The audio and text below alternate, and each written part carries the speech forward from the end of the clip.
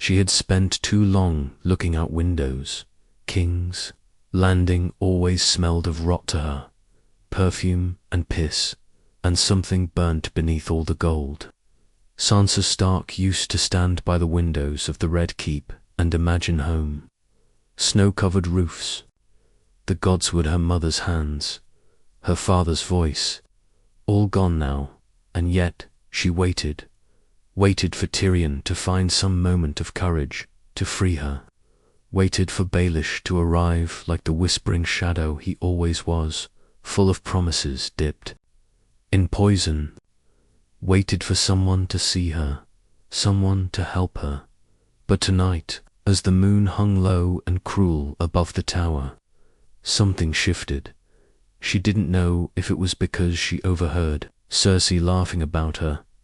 Once again, the little bird in a golden cage, or if it was the letter she found folded between her bedsheets, unsigned but unmistakably Baelish.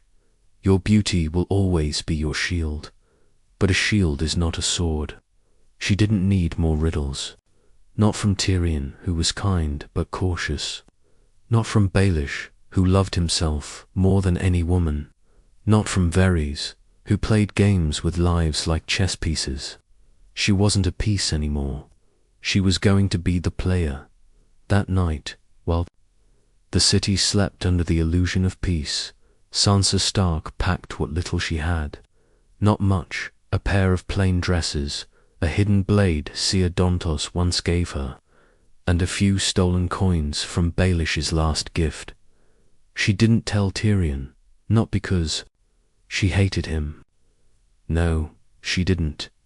He had been kinder than most, even when the world turned him into something cold and sharp. But kindness wasn't freedom. She couldn't afford loyalty anymore, not to any man. Tyrion had plans, always plans, but none of them started with her leading. She would always be the pawn, the wife, the silent little lady, and Baelish. He'd carved her cage out of soft words and false hope, told her he saw her mother in her eyes, and maybe he did. But he didn't want Catelyn. He wanted control. He wanted her to owe him everything. He wanted to own her in a way no Lannister ever could. She was done being owned. The Red Keep was alive with guards, but Sansa had studied their movements for weeks. She walked like a servant now, head down, shoulders in. The pretty dresses were gone. Her face was dirty. Her hair, once carefully brushed and twisted into a lady's braid, now hung loose under a tattered hood, and no one looked twice at a servant girl carrying bread. The city was cruel at night. She knew that, but so was the castle. The difference was out here she had a chance. Out here no one expected Sansa Stark to survive. That made her dangerous. She slept that night under a ruined arch near Fleabottom, listening to rats and whispers. Every sound made her heart race, but she didn't turn back. She was hungry, scared, and alone, but she was free. In the days that followed, she learned quickly how to talk less, how to lie better, how to walk like she belonged somewhere. She remembered Arya's stories, even laughed once, thinking about them. Her wild little sister would have been proud. A woman named Kira, a washerwoman with a cracked voice and a sharp tongue, took pity on her, let her sleep in a cellar in exchange for quiet labor. No questions, no pity, just work. That was enough. Kira didn't care who Sansa was, didn't care about the Starks or the Lannisters or the gods, and that, in some strange way, was kindness. One night, while scrubbing blood out of a knight's tunic, Sansa caught her reflection in a silver tray. She didn't look like a lady anymore. Her cheeks were thinner, her eyes colder, her lips dry and pale, but the fire was still there. Not a lady's fire, but a wolf's. She whispered to herself, "The North remembers." Not like a prayer. But like a promise, Sansa Stark had waited long enough, and now she was going to take everything back, without Tyrion's hand, without Baelish's shadow, without anyone's permission. The weeks turned into months, and King's Landing changed around her. Wars whispered through the streets like ghost stories. The lion banners still flew, but they were stained. Not with blood, not yet, but with doubt. The small folk felt it. The lords pretended not to. Sansa kept her head down. Keira gave her work. In a tavern not far from the harbour, the kind of place where names didn't matter and coins spoke louder than blood, Sansa learned how to pour ale without trembling, how to smile without softness, and how to listen without being noticed. That was her gift now. Silence. Men spoke freely when they thought you were no one. She heard talk of Stannis' fleet burning. She heard whispers of dragons in the east. She heard the name Snow spoken with bitterness by northern men in exile, sitting drunk on warm beer. But she didn't react, didn't flinch. She was Sansa no longer. Not here, but beneath the false names and dirty clothes. The wolf still listened, still learned. One night, a group of gold cloaks stormed the tavern, not looking for her, at least not yet, but for another girl, some lord's bastard who'd vanished with secrets in her mouth. They dragged her out, screaming. No one helped. Keira didn't even blink. Later that night, Sansa found Keira sitting by the fire, smoking a thin pipe. You didn't even flinch, Sansa whispered. She was just a girl. She was weak, Keira said. Weak things die here, or worse. They get used. Sansa didn't sleep that night. She remembered Joffrey's smirk, Cersei's cruel eyes, Baelish's oily promises. She remembered Tyrion's sad attempts at kindness, always coloured by strategy. She remembered that she'd been weak once. Not anymore. Weeks later, a hooded man came to the tavern, silent, alone. He paid in gold for cheap wine, but didn't drink it. He didn't look at Sansa, but she knew he was there for her. Baelish's eyes had always been everywhere. That night, she left before dawn. Didn't say goodbye. Didn't take the silver Keira owed her. She couldn't run forever, but she could vanish on her own terms. By the time Baelish's agents began asking questions, she was already gone, heading north with a caravan of sellswords disguised as merchants. She had heard of one heading toward the Riverlands.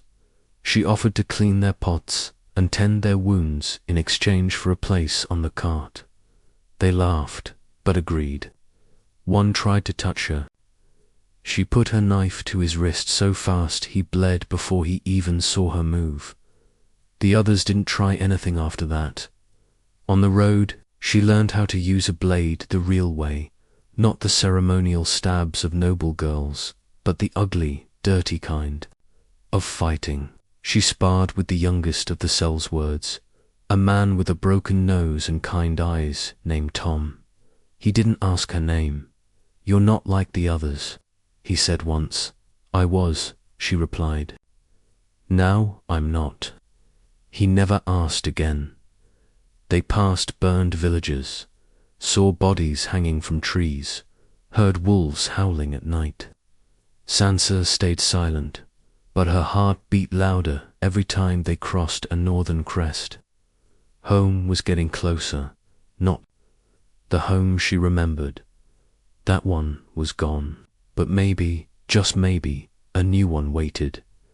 One night around the campfire, Tom asked her, "What'll you do if you get there?" "Take back what was stolen," she said. "Revenge? No," she said, eyes fixed on the fire. A reckoning. When they reached the outskirts of the Riverlands, the sellswords began to splinter off. Tom offered to go with her further, but she refused. "You helped me get this far," she said. I won't risk your life for what comes next. I don't. Scare easy, he replied. She smiled, but it didn't reach her eyes. You should. The last she saw of him, he was walking south with his sword slung low, whistling a tune that sounded like something her father once hummed, now alone again. Sansa moved like a ghost through the broken riverlands, toward the north.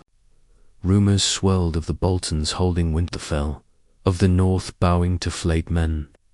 She gritted her teeth at the thought. Her brother was dead, her mother gone, but Sansa Stark was not a child anymore. She would take back Winterfell, not as a daughter of Ned Stark, but as the only one left who remembered what the wolf truly was. The North didn't welcome her with open arms. It met her with wind that cut like knives and skies heavy with silence. Villagers that once pledged fealty to House Stark now flew the flayed man of Bolton, their people broken and afraid to speak of rebellion. Sansa travelled under a false name, Ellen, a merchant's daughter turned orphan. She offered help where she could, food in exchange for shelter, mending clothes to mothers with too many children and not enough hands. She slept in stables, barns, and root cellars, and she listened. Whispers of fear soaked every hearth. Ramsay's madness is worse than his father's. He fed a man's wife to the dogs for stealing bread. The North is lost. Sansa heard it all, and still she pressed on. She was not here to inspire hope. She was here to plant the seeds of vengeance. In a nameless village near the weeping water, she met a man who remembered her father. Bent with age and half blind, he squinted at her for a long moment before muttering, "You look like him, but colder." "Good," she whispered. The old man's son, a smith named Joran, offered her shelter. She worked beside him, learned to mend leather, clean blades, even cast simple nails. Joran's wife, Mira, taught her how to read a map, not like a lady but like a scout, where to cross a river, where soldiers might hide, how long a message would take by raven versus rider. They didn't ask who she was. They knew. People in the North didn't need banners to remember. They just needed time to believe again. One night, Mira handed her a small blade, sharp and curved. "This won't stop Ramsay," she said, "but it'll bleed him if you get close enough." "I plan to get closer than that," Sansa replied. Word came through the village soon after. A wedding was to be held at Winterfell. Ramsay Bolton was to marry Arya Stark. Sansa's blood froze. Her sister was alive. No, it didn't make sense. Arya would never be taken like that. She'd never agree to be a pawn in this game. If it was true, it wasn't Arya. It was a lie, another mask, another trick, another trap set in her family's name. They were using Arya's name to solidify their hold on the North.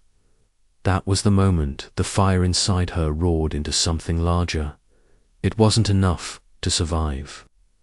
Now, it wasn't enough to wait. They were defiling her family's legacy in her own home.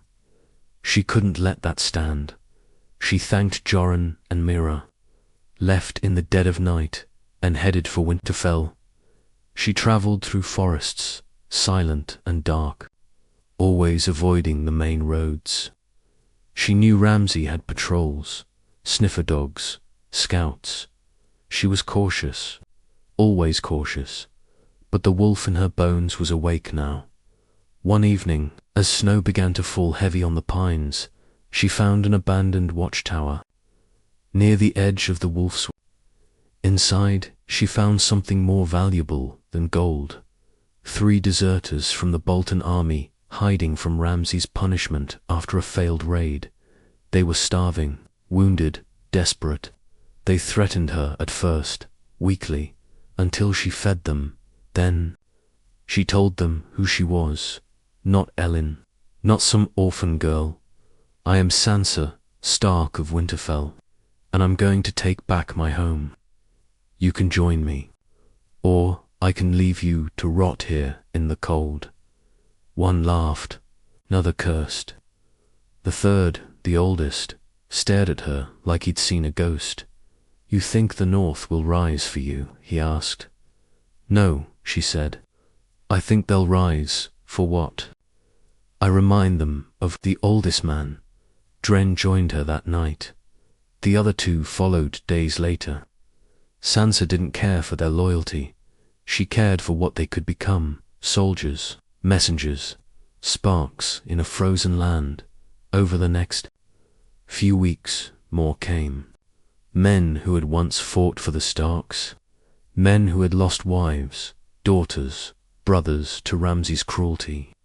Women too angry, grieving, hard-eyed, and sharp-tongued. They didn't need a queen. They didn't need a princess. They needed a reason to believe the North could be free again. Sansa gave them that. She lit the fire under their broken pride. She walked among them like one of their own. No crown, no fancy words. Just one message whispered again and again: Winterfell belongs to the wolves. They began to call her Lady Snow, not out of disrespect, but defiance. She liked the name. It was forged, not inherited, and when she looked north toward the ancient walls of her home, her jaw clenched. The Boltons thought they had won. They had no idea what she was bringing with her. The snows thickened as Winterfell rose in the distance, cold and grey beneath the heavy sky. Sansa stood at the edge of the trees, her breath curling like smoke. It had been years since she saw her home, and now it belonged to monsters. Inside those walls, Ramsay Bolton slept warm and smug, holding feasts in her father's halls, parading false Starks to secure his claim. Every stone of that castle had been soaked in Stark blood, and now it wore a flayed man's banner. Sansa's fingers gripped the leather of her gloves until her knuckles burned. Behind her, the camp she'd built was small, scattered, quiet, not an army, but something. Close 37 in all, men and women. No noble banners, no horns or fanfare, just fury, cold, steel, and hunger for justice. Each of them had a reason to fight. Some had scars from Ramsay's hunts. Others carried burned skin or missing limbs, or the blank stare of someone who'd lost everything but breath. They didn't need her to be a Stark princess. They needed her to be a storm, and she would be, but not through brute force. This wouldn't be won with numbers. Ramsay had hundreds, guards, dogs, traitor houses, feeding off Bolton power. But he also had something greater: arrogance. He believed no one would dare strike him. That would be his undoing. On the second night near Winterfell, Dren approached her at the fire. "We've scouted the east wall," he said. "Few guards, one drunk. There's a breach in the stone from the old siege." "How wide?" she asked. "Wide enough to bleed men through." Sansa nodded slowly. "Then we bleed." Over the next 3 days, they prepared not for battle, but for infiltration. They bribed a guard with gold and mercy, slipped poison into a Bolton captain's wine, turned a kitchen girl with promises of freedom, whispered to a stable boy who'd watched Ramsay feed a child to dogs. Every soul they could bend or break, they took, not because they trusted them, but because Ramsay had never learned to fear the quiet ones. He terrorized loudly, blinded by his own legend. Sansa moved like shadow now, dressed in black leathers and furs. Her red hair, once her curse, was hidden beneath a deep hood. She had no sigil, no crest, only a dagger at her waist and names burned into her. Memory. John, Rob, Catelyn, Arya, Ned. Each step toward the castle was for one of them. On the fourth night, under thick snow and moonless skies, they entered. It was quiet, sickeningly so. The castle, she remembered, full of light and life, now smelled of death and dogs. She passed the great hall where her father once held court. Now it was filled with Boltons eating and laughing like pigs. She clenched her teeth and walked on. Silent as frost, her small group moved quickly, spreading out like smoke, sabotaging weapon stores, cutting ropes, disabling gates, killing quietly. Sansa reached the inner keep with Dren and two others. The plan was simple: get to Ramsay, end the bloodline, light the signal fire. But of course, Ramsay had plans of his own. When they reached his chamber, it was already open, empty, and the dogs were waiting. Two of her men were dead before they hit the floor, throats ripped out by silent shadows in the dark. Dren screamed, not in fear, but rage, and buried his axe in the skull of one beast before another tore into his side. Sansa stood frozen for a breath, and then she ran, not out of fear, but into the fire. She sprinted through corridors she had once danced through as a child, now filled with chaos. The alarm had been raised. Guards shouted. Blades clashed. Her people were dying, but not without taking half the castle with them. She made it to the kennels, and there he was, Ramsay, smiling, as if he'd expected her. "You should have stayed with your little lion," he sneered, drawing a curved blade, "or the little worm, Baelish. You were never meant to fight." "I was never meant to survive," she said. Pulling her dagger free, they circled. Ramsay lunged first, all wild energy and cruel laughter. But she was calm. Cold, she dodged, slashed, moved like wind. He landed a blow to her shoulder. She felt the sting, but didn't scream. "You think the North will follow you," he spat. "You're just a girl in a wolf's skin." "No," she said, eyes burning. "I'm the storm that drowns the flayers." And then she buried her dagger in his thigh. As he screamed and dropped, she didn't wait. She tackled him to the ground, blade to his throat. "I remember every scream," she whispered, "and now you'll remember mine." She slit his throat. Clean, blood pooled around him like ink. His eyes wide, unblinking. He didn't smile anymore. Sansa stood over him, chest heaving as the flames from the kitchens grew. She moved through the smoke like vengeance incarnate, found the tower, and lit the signal fire. Winterfell was burning, but so were the chains. The flames climbed fast, licking the stone like they were starving for it. Black smoke poured from the broken windows of Winterfell's east wing, and screams echoed from the courtyard as Sansa moved through the chaos. Her blade was slick with blood, not Ramsay's alone, but the others who tried to block her escape. She didn't kill for pride, not for glory. She killed for her home. Outside the gates, the storm she'd started spread. Her fighters had opened the western walls.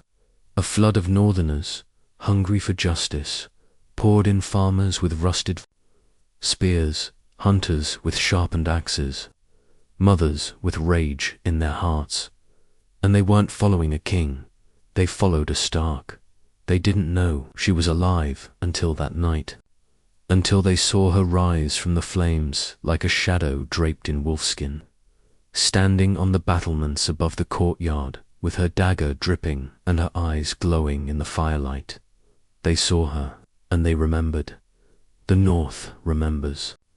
Someone shouted. Others took it up, louder, fiercer. The North remembers. It wasn't just a chant, it was a resurrection. Sansa's legs trembled beneath her, but she stood tall, lifting her chin to the storm. Blood matted her sleeve. Her lip was split. A thin burn marked her neck from the fire's edge, but she didn't flinch. She was a Stark, and this was her castle. Ramsay's body was tossed into the snow by Dren, now limping and soaked in blood. The people dragged it outside the gates and fed it to the same dogs he'd once starved. Sansa didn't watch. She didn't need to. Inside the castle, the Bolton's men surrendered or fled. The bannermen who had sworn false oaths to House Bolton bent their knees, eyes downcast, knowing mercy would not come easy, and Sansa stood before them in the great hall, not wearing a crown, not wearing a gown, just leather, blood, and the weight of vengeance. "You wore flayed banners on my father's walls," she said coldly. "You called a monster your lord. You let my family burn." They didn't speak. "I won't kill you all," she said, eyes hard, "but I won't forget you either." She dismissed them, one by one, sending most back to their keeps in shame and silence. A few those who had taken part in Ramsay's hunts, those who had raped and tortured in his name, were not sent anywhere. They were hanged outside the gates as the snows fell. That night, Sansa walked the halls of Winterfell alone. The broken tapestries, the shattered stones, the scorched hearths. It was not the home she remembered, but it was still hers. She wandered until she found herself in the godswood. The heart tree still stood. Its red leaves rustled in the wind like whispers. She knelt beneath it, hands trembling, not in fear. In release, "I did it. Father," she whispered. "I came back." Tears slipped down her face, hot, bitter. "I waited for someone to save me, but no one came. So I saved myself." The wind answered with a low groan through the branches, and, for the first time in years, she didn't feel alone. The next morning, the North woke under new banners. Not the lion, not the flayed man. The direwolf flew once more from Winterfell's towers, but this time it flew for her. They came in the days that followed, small folk and nobles alike. They came to kneel, to pledge, to swear they had always believed. In House Stark, Sansa listened to them all, but she trusted few. The North remembered, yes, but it also betrayed. And Sansa would never forget that again. When they asked her to declare herself queen in the North, she refused at first, not out of fear, but because she knew titles weren't enough. She had to rebuild. She had to defend. She had to become more than a name. But the people insisted, and one morning, in a hall cleaned of Bolton stench and Lannister rot, they called her queen. Not Sansa, the little bird, not Lady of Winter, not the girl who waited, Queen Sansa Stark. She accepted it, not with pride, but with resolve. The wars weren't over. The South still plotted, the East still burned. The wall still loomed, but the North had risen, not for a man, not for a crown, but for the wolf who refused to wait. The first snow of true winter came the night after her coronation. Heavy, slow, and endless, not just flakes, but sheets of cold falling from the sky like ash. Sansa stood on the balcony of her old chambers, now reclaimed, watching the snow bury the battlements stone by stone. It should have felt like peace, but peace was something she no longer believed in. Behind her, Winterfell was alive again. Fires burned in the hearths, laughter returned to the halls, steel rang in the forges. The scars were there, in the walls, in the people, in herself, but the North was healing, still. She couldn't rest, because rest was for those who were safe, and she wasn't safe yet. She had seen too much, suffered too much. trusted too many liars with silver tongues and warm smiles. Men like Baelish, who carved kingdoms out of women's pain. Men like Tyrion, clever and kind, but never brave enough to break the rules of their own games. No more games. Sansa had learned how to win without playing by their rules. Late that evening, Maester Rulan, newly appointed, old and cautious, brought her news from the east. "Dragons, your grace," he said, laying a scroll before her. "Daenerys Stormborn has landed on Dragonstone." Sansa said nothing. Her fingers traced the wax seals slowly, the way a wolf tests a fresh scent. Fire and blood, Targaryen words. She had heard the tales, the breaker of chains, the mother of dragons, a woman who freed slaves, burned tyrants, and claimed to want peace, all while leaving ash in her wake. "She will come north," the Maester said, "for alliances, for oaths." Sansa looked up at him, eyes hard, or for fealty. Roland nodded. "Let her come," Sansa said coolly. Winterfell bows to no one. She spent that night in the crypts beneath the castle. She walked slowly past each tomb, her footsteps echoing between the carved stone and cold bones of her ancestors. Ned, Catelyn, Robb, even Rickon. So much death, and yet she lived. "Not because I was stronger," she whispered, "but because I became colder." She stopped at her mother's tomb. Her hands hovered over the stone, trembling slightly. "I understand you now," she whispered. "You wanted to protect us from everything, even from the truth, but the truth is what saved me." Sansa didn't cry. Not anymore by morning.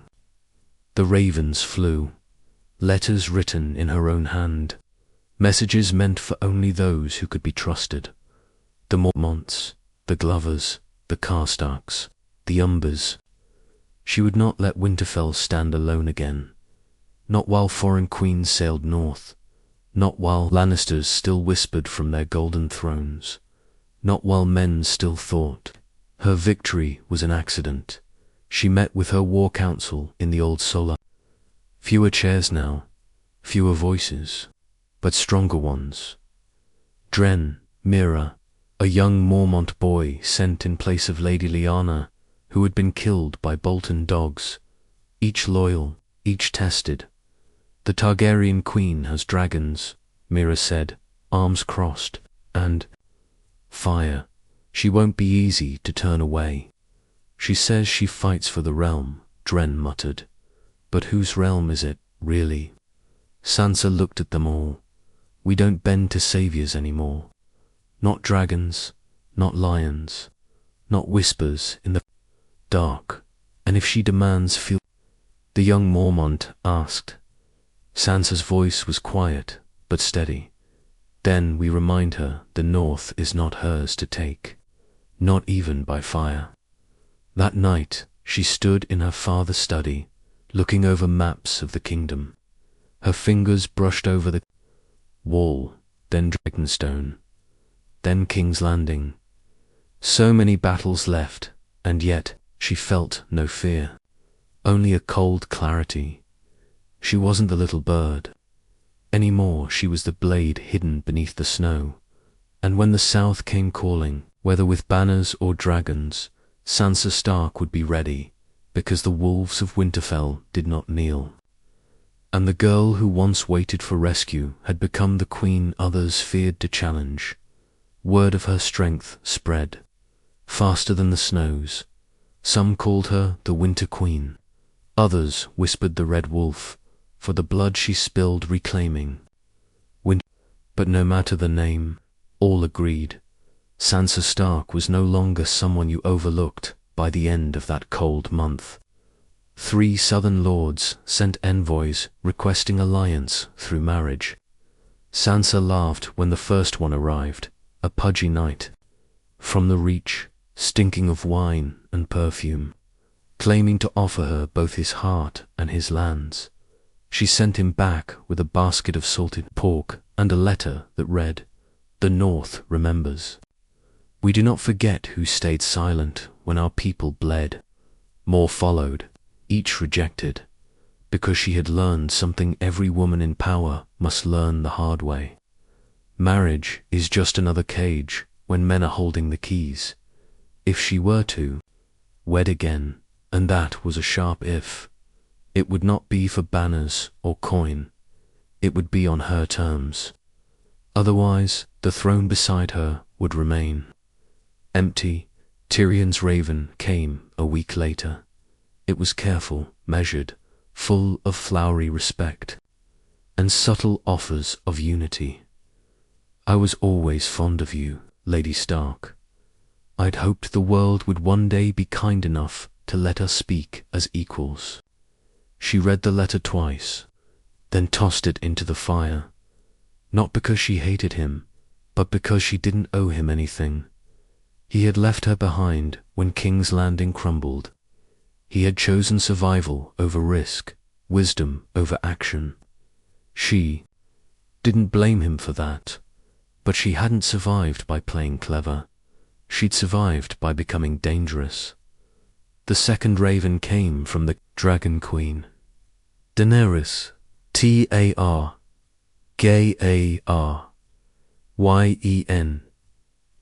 It was written in her own hand. Direct. Imperius. The realm needs unity. I ask for your support, not your surrender. I will come to Winterfell, not to conquer, but to build something stronger. Sansa's jaw tightened as she read it. Not your surrender, she said, but that's what she meant. That's what they always meant when kings and queens spoke of peace. It always sounded like control wrapped in silken words. Still, Sansa was not a fool. When fire comes to your door, you don't ignore it. You prepare. A fortnight later, the sound of dragons thundered across the northern skies. Winterfell shook with the force of their wings. Two great beasts circled overhead, dark shapes blotting out the pale sun. The people screamed, some ran, some fell to their knees. But Sansa stood on the battlements, unmoving, her furs whipping in the wind. Daenerys arrived at the gates with Unsullied behind her, calm and regal, cloaked in Targaryen red. Jon Snow rode beside her, cloaked in stark grey, but his eyes were no longer hers. There was a weariness in his face, not just from battle, but from bending too long. Sansa met them at the gates. No curtsy, no smile, no warmth. Winterfell welcomes you, she said flatly, as guests, not as rulers. Daenerys didn't miss the distinction. She smiled that thin, regal smile queens are taught to wear. I've heard stories about you, she said. They say you fought Ramsay Bolton with less than 50 men and walked out the victor. Sansa's eyes didn't leave hers. I did what needed doing, as all northern women do. Jon stepped forward. Sansa, we come in peace.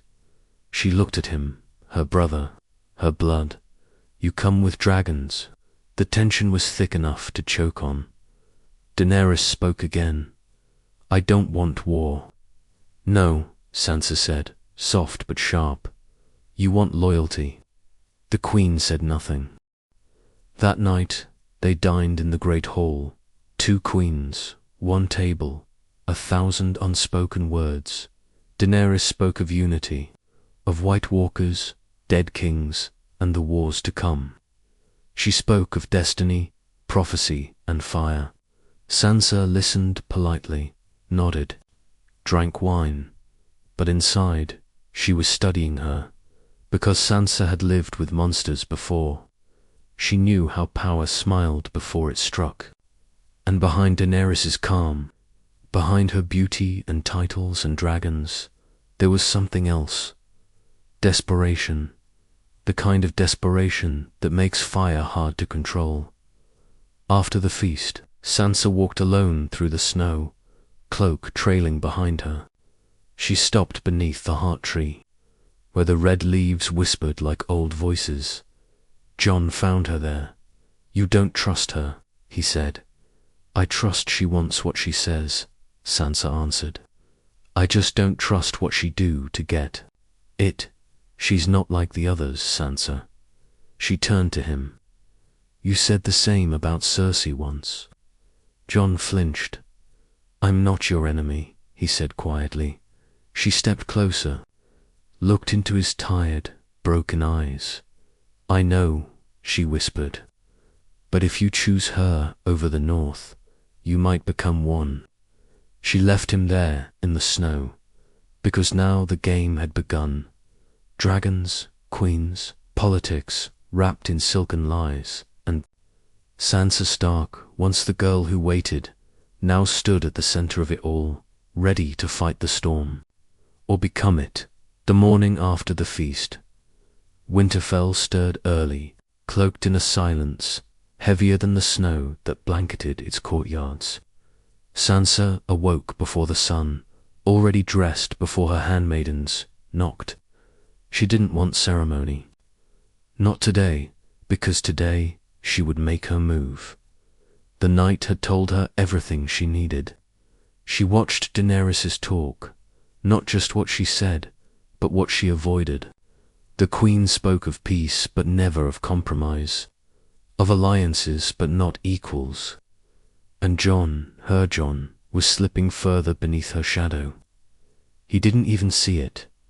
She saw it all, and she would not let the North fall under another foreign. Queen's shadow, by midday, she summoned her council. No fanfare, no horns, just quiet footsteps and colder eyes. Myra, Dren, the new Maester, and for trusted bannermen. She spoke only when the doors were shut and the hearths crackling. "She's not here to unite the realm," Sansa said. "She's here to rule it, through fire and fear." The Maester frowned. "With respect, Your Grace, the people adore her. She's freed slaves, broken tyrants." "Yes," Sansa replied, "and burned cities. You can free people and still crave their chains." Myra leaned forward. "So what do we do?" "We wait," Sansa said. "Let her see a calm, obedient North. Let her feel safe here. Then we begin." "Begin what?" asked Lord Glover. Sansa's voice was steady.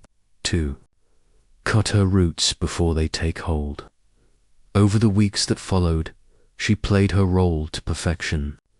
She dined with Daenerys, rode beside her through snow-covered woods, praised her publicly, flattered her in small, sharp ways, smiled when the Queen spoke of loyalty, and said nothing of fealty. The court believed they were forming a sisterhood only. A few knew otherwise. Sansa began sealing new pacts in the shadows, not through war, but through promises, quiet agreements with minor houses, pledges of trade and land to those who kept their soldiers in the North and their loyalty close. She wove her influence into every corner of the North. Like threads in a cloak, Jon drifted more and more into Daenerys' world, her strategies, her war councils, her quiet glances that made him forget who he once was. When Sansa looked at him now, she saw not her brother, but a blade being dulled by another's ambition. The final blow came during a meeting in the Solar. Daenerys requested, formally and publicly, that the North swear fealty to the Iron Throne.